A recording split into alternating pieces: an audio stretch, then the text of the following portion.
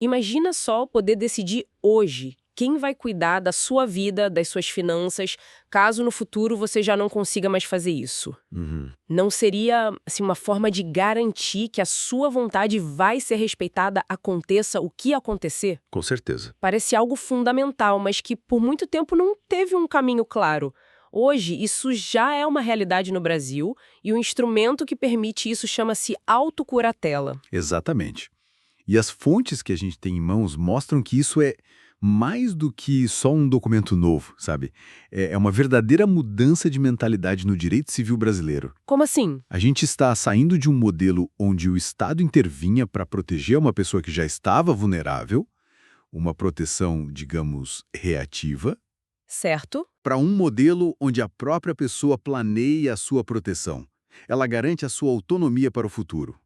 Hoje a gente vai mergulhar num relatório técnico bem completo, que cobre tudo, desde as notícias que deram origem a isso, até a regulamentação e um modelo prático do documento. E o que parece ser o grande ponto de viragem, né?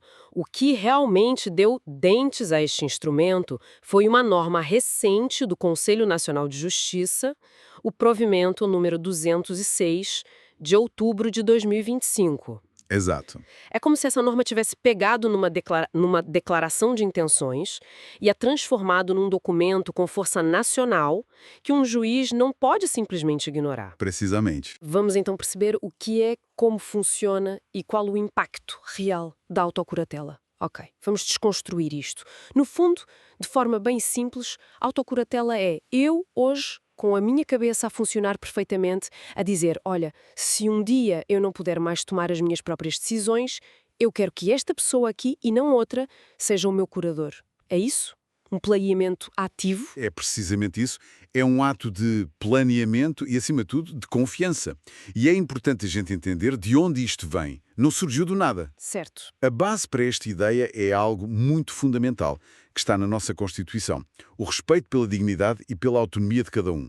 O que a Lei Brasileira de Inclusão da Pessoa com Deficiência, de 2015, fez foi colocar uma lupa nisto e dizer: a regra é a autonomia. A intervenção do Estado na vida de alguém tem que ser a última e mais limitada opção possível. Entendi. Essa lei, que está alinhada com tratados internacionais como a Convenção de Nova Iorque, mudou o jogo ao estabelecer que a curatela é uma medida extraordinária, não a regra. E essa necessidade fica muito clara quando a gente pensa nos casos reais.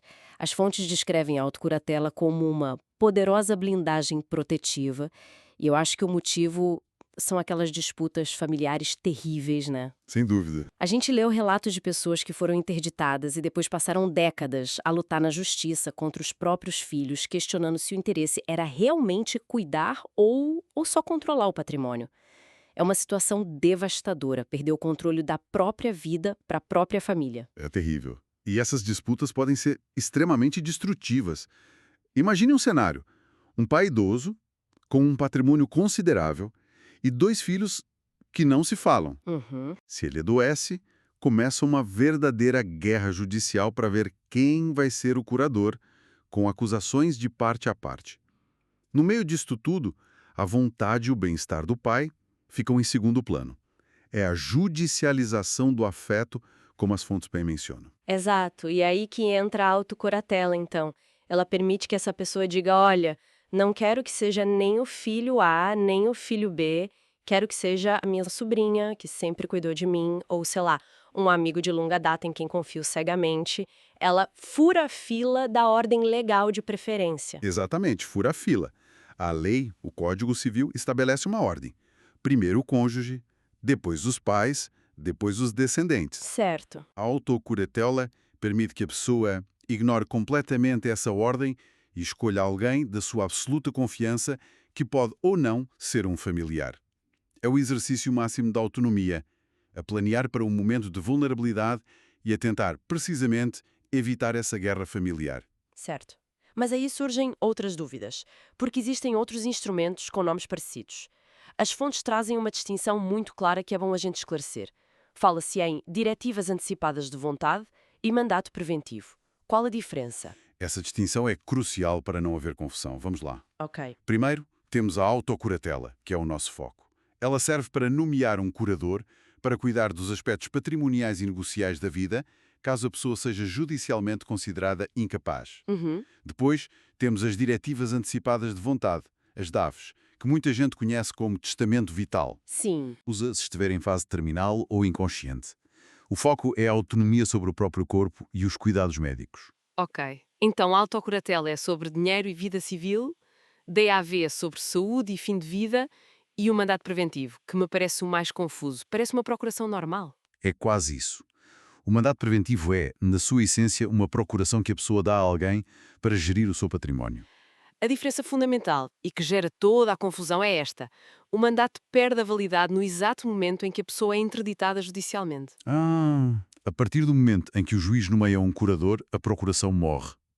A autocuratela, pelo contrário, só começa a ter efeito depois da decisão do juiz. Ela nasce para esse momento. Ah, então é aí que está o pulo do gato. Uma coisa substitui a outra. Isso faz todo sentido. Exatamente. Então, na prática, uma pessoa pode, numa única ida ao cartório, resolver duas das maiores preocupações da velhice: quem cuida do meu dinheiro e quem respeita as minhas vontades médicas. É uma solução completa, então. Perfeito.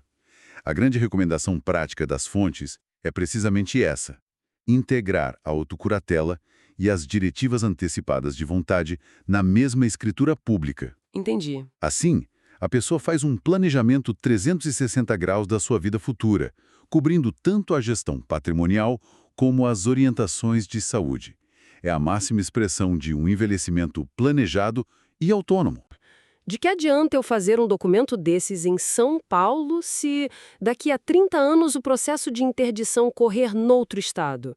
Como garantir que um juiz em Roraima vai sequer saber que este papel existe?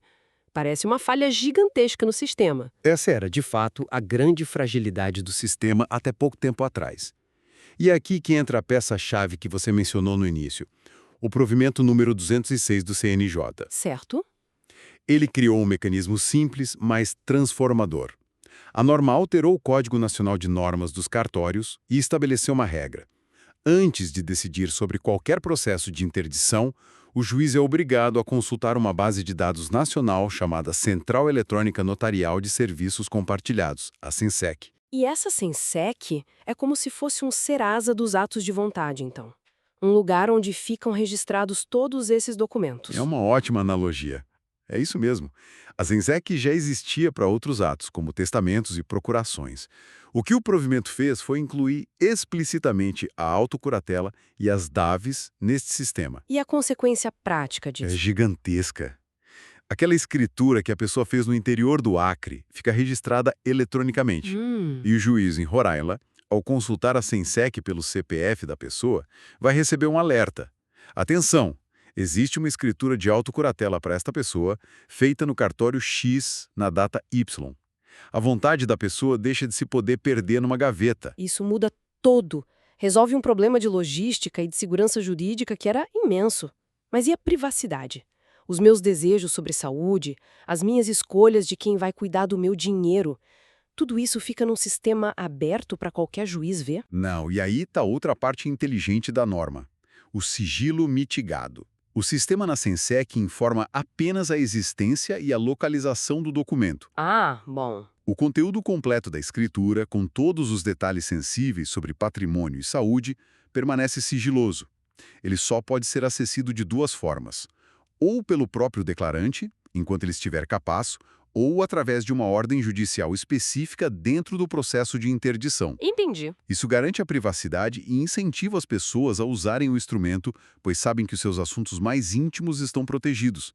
A lógica é a mesma do sigilo dos testamentos. Faz sentido. Então, com toda essa estrutura e essa força que o registro na SENSEC dá, a autocuratela elimina a necessidade de um processo judicial de interdição? A pessoa simplesmente apresenta o documento e o curador nomeado assume? Não, e este é um ponto muito importante.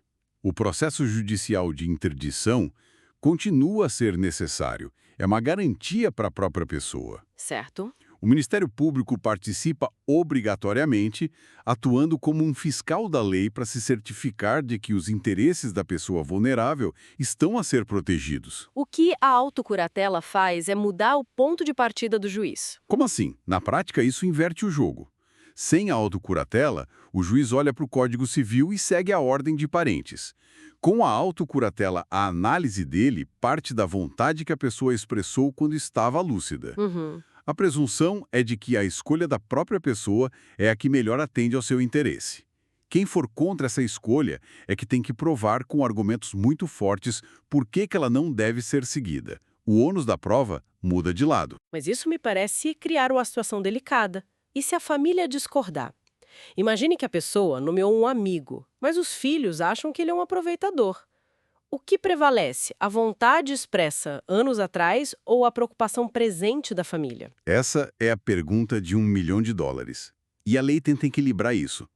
O juiz pode sim afastar a nomeação feita no documento, mas não de forma arbitrária ou só porque a família não gosta da pessoa. Certo. A decisão tem de ser muito bem fundamentada, baseada em circunstâncias graves que não eram conhecidas na época em que a escritura foi feita. Por exemplo, se ficar provado que o amigo nomeado se endividou, começou a ter problemas com a justiça ou se tornou uma pessoa claramente idônea para gerir o patrimônio de outra. Entendi. Ou, de forma mais simples, se ele próprio adoeceu e não tem mais condições de assumir a função. A regra é respeitar a autonomia da vontade, mas o princípio maior é sempre a proteção e o melhor interesse da pessoa a ser curatulada. Entendi. É um equilíbrio delicado entre autonomia e proteção. Parece um instrumento muito poderoso. Para quem está ouvindo e a pensar nisso, como é que se faz na prática? Quais são os passos? O processo é bastante direto. Primeiro, qualquer pessoa maior de 18 anos e com pleno discernimento pode fazer. E pode dirigir-se a qualquer tabelionato de notas do país. Qualquer um. Sim, as fontes destacam que a competência é ampla. Não há restrição de cidade ou estado. Pode-se fazer no cartório mais conveniente. E o papel do tabelião nesse momento é fundamental, imagino. Ele tem que ter certeza de que a pessoa sabe o que está fazendo. É crucial. O tabelião tem a responsabilidade legal de conversar com a pessoa, fazer perguntas e atestar com fé pública que ela estava a agir de livre e espontânea vontade e compreendia plenamente o alcance do ato. Certo. Mas, para além disso, as fontes fazem duas recomendações muito fortes para blindar ainda mais o documento contra futuras contestações. Que seriam? A primeira é contar com o auxílio de um advogado, de preferência especializado em direito de família ou sucessões, para ajudar a redigir a minuta. Especialmente se a pessoa tiver um património complexo, com empresas, imóveis, etc. O advogado ajuda a garantir que todas as cláusulas estão claras e bem definidas. E a segunda recomendação? Imagino que tenha a ver com provar a lucidez da pessoa no momento. Exatamente. A segunda cautela que as fontes consideram de ouro é apresentar no cartório um laudo médico recente, de um psiquiatra ou geriatra, por exemplo, atestando a plena capacidade mental da pessoa. Ah, boa. Quando se junta à fé pública do tabelião, que é um oficial de justiça, com um laudo médico categórico, a escritura torna-se quase refutável contra alegações futuras de que a pessoa já não estava bem da cabeça quando assinou. E o que deve constar nesse documento? Apenas o nome do curador? Não. Quanto mais detalhado, melhor. O essencial é nomear o curador principal e, muito importante, curadores substitutos, em ordem de preferência. Ah, claro. Isso é para o caso de o primeiro nomeado não poder ou não querer assumir a função. E depois, detalhar o âmbito dos poderes. A pessoa pode dar instruções específicas. Quero que os meus imóveis sejam alugados para pagar as minhas despesas. Não autorizo a venda da casa de praia. Desejo continuar a viver na minha casa o máximo de tempo possível. Entendi. Autorizo o curador a ter acesso às minhas contas bancárias e a geri-las. Pode detalhar tanto a parte patrimonial quanto ao pessoal. Sobre os custos, eles variam de estado para estado, pois os valores dos serviços notariais são definidos por tabelas dos tribunais de justiça locais. Mas, para dar uma ordem de grandeza, as fontes mencionam um valor de referência em São Paulo, em 2025, de cerca de R$ 590 para um ato semelhante. Uhum. É um custo relativamente baixo quando se pensa na segurança e na paz de espírito que proporciona. Então, quando a gente junta todas as peças, o que isto tudo significa? A autocuratela é realmente uma viragem de chave. A gente sai daquela ideia de uma proteção imposta, muitas vezes contra a vontade da pessoa, para uma autonomia planejada. Exato. É um ato de autoproteção que preserva a voz e a dignidade de alguém, mesmo quando essa pessoa já não consegue expressá-las. E como as fontes bem apontam, previne aquelas guerras familiares amargas pela disputa do poder e do patrimônio. É a definição perfeita. E o provimento do CNJ com a Sensec foi a engrenagem que faltava para fazer essa máquina funcionar a nível nacional.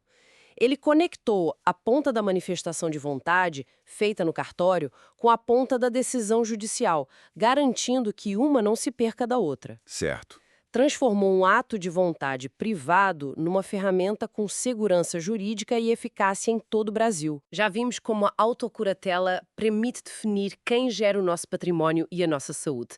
Mas isto levanta uma questão para o futuro. À medida que as nossas vidas se tornam cada vez mais digitais, como poderão evoluir estes conceitos? Será que um dia uma pessoa poderá pré-autorizar um curador digital para gerir a sua identidade online, o seu legado nas redes sociais e os seus ativos digitais, de acordo com as suas vontades expressas? Muito antes de qualquer declínio cognitivo? Fica a reflexão.